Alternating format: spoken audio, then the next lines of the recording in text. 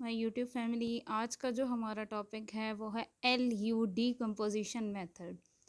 अच्छा, मैंने जो प्रीवियस मेरे लेक्चर्स हैं उसमें हमने सिस्टम ऑफ इक्वेशंस को सॉल्व किया है बाय यूजिंग क्रैमर्स रूल और इन्वर्जन मेथड। आज का जो हमारा मेथड है वो है LUD कंपोजिशन। अच्छा, अब हम क्या करेंगे, इसको हम क्वेश्चंस के ज़रिए जो है वो इजीली अंडरस्टैंड कर सकते हैं। क्वेश्चन हमारे पास क्या है, solve the following system of equations bye LUD composition method. हमारे पास 3 इक्वेशंस हैं, ठीक है। अभी ये हमारे पास इक्वेशन की फॉर्म में है, लेकिन हम इसको कन्वर्ट कर लेंगे मैट्रिसेस में।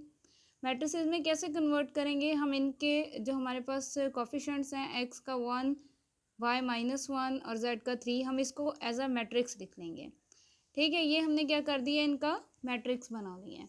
अब यहाँ पे हमने ये जो वेरिएबल यहाँ पे ऊपर क्वेश्चन के अंदर यूज़ हो रहे हैं वो हैं x, y और z। तो हम इनको एक अलहदा मैट्रिक्स में लिख देंगे, कॉलम मैट्रिक्स में, और इसको हम वेक्टर भी स्टडी करते हैं।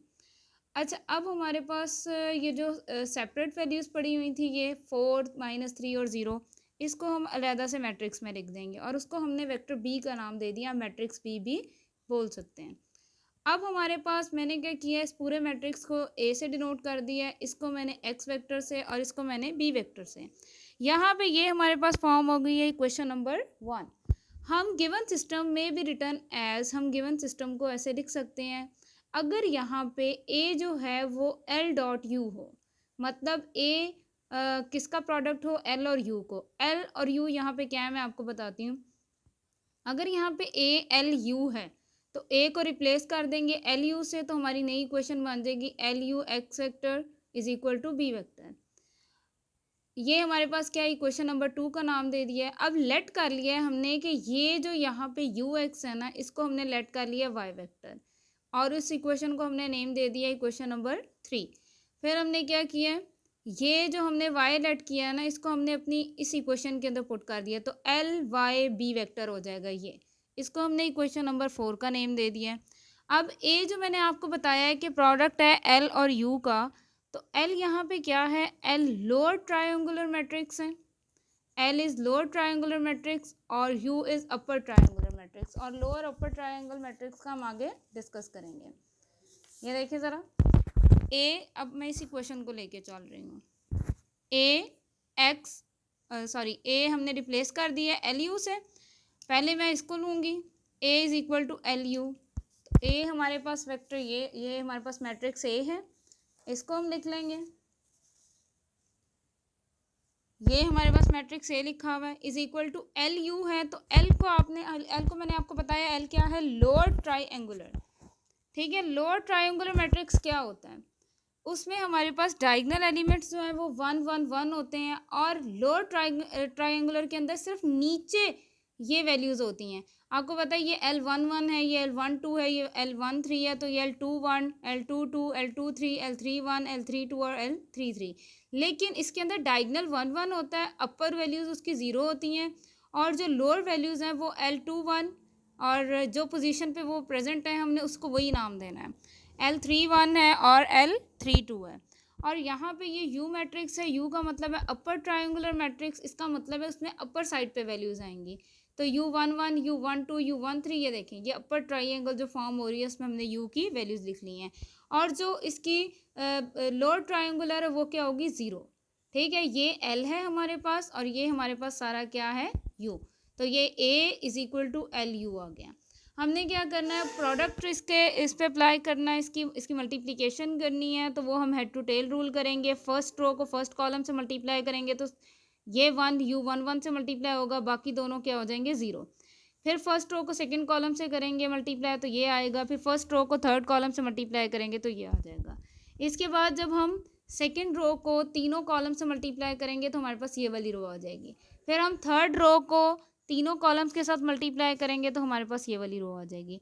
अब यहाँ से हमने अपने जितनी भी अननोन वैल्यूज़ हैं, U11 है, U12 है, U13 है, L21 है, L31 है, L32 है, वो सारी हमने यहाँ से कैलकुलेट कर लेनी है।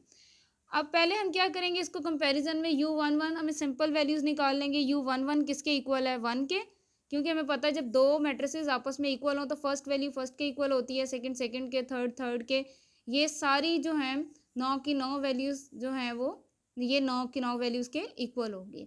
अच्छा U11 1 के इक्वल है यहाँ पे, U12 जो है वो -1 के इक्वल और U13 जो है वो 3 के इक्वल। ये मैंने सारी वैल्यूज़ पहले सेपरेटली कैलकुलेट कर ली हैं।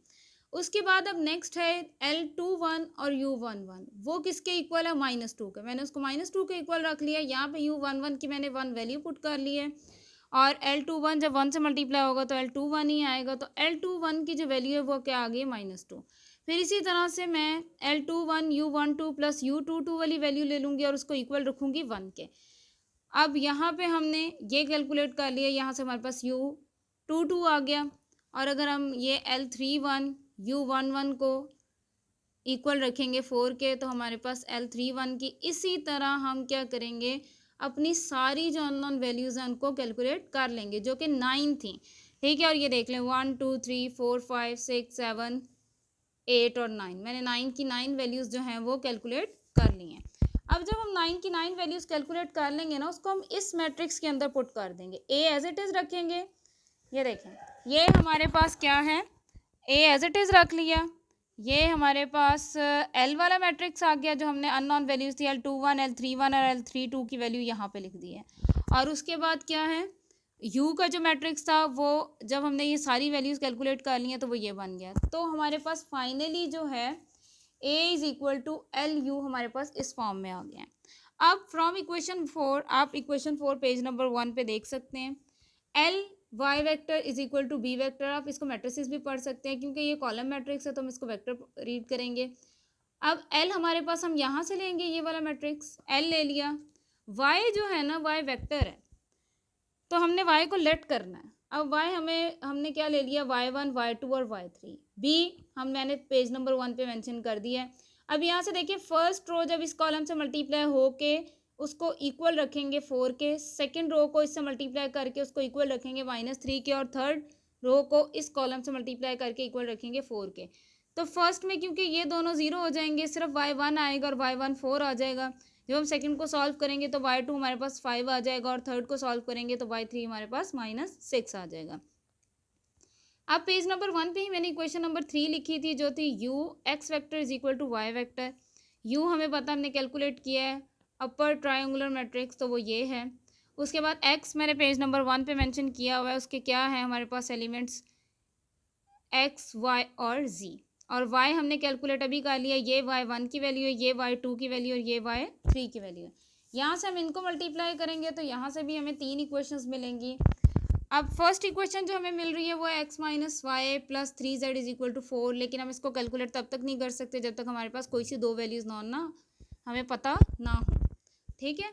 अब अगर हमें दो वैल्यूज़ पता होंगी तो हम इसको यूज़ करेंगे, वरना हम इसको यूज़ नहीं कर सकते। इसलिए पहले हम z वाली को कैलकुलेट करेंगे। z को जब इक्वल रखेंगे जो थर्ड हमारे पास रो है उसको कॉलम से मल्टीप्लाई करेंगे, ये वाली ये हमारे पास जो रो है इसको कॉलम से मल्टीप्लाई करेंगे, उसको -6 के इक्वल रखें तो यहाँ से हम क्या है अपना z कैलकुलेट कर लेंगे। यहाँ से हमने क्या किया, सबसे पहले z की वैल्यू कैलकुलेट की है, फिर हमने वो z की वैल्यू इधर इस इक्वेशन में इक्वेशन नंबर 2 में पुट की है। यहाँ से y मिल गया, फिर जब z और y हमें दोनों मिल गए तो हमने क्या किया, इक्वेशन नंबर 1 को सॉल्व किया और वहाँ से हमें x की वैल्यू फाइंड आउट हो गई। देखिए हमने पीछे प्रीवियस जो मेथड्स यूज़ किए हैं, क्रैमर्स रूल, उससे भी हमने अपनी वैल्यूज़ फाइंड आउट कर ली, इन्वर्जन मेथड से भी कर सकते हैं, और आज का जो हमारा मेथड था LUD कंपोजिशन, उससे भी हमने x y और z की वैल्यू को कैलकुलेट कर लिया। आज का मेथड यहीं पे एंड होता है। मेरी मज़ीद वीडियोज़ के लिए मेरी चैनल को ज़रूर सब्सक्राइब करिएगा। अल्लाह हाफ़िज़।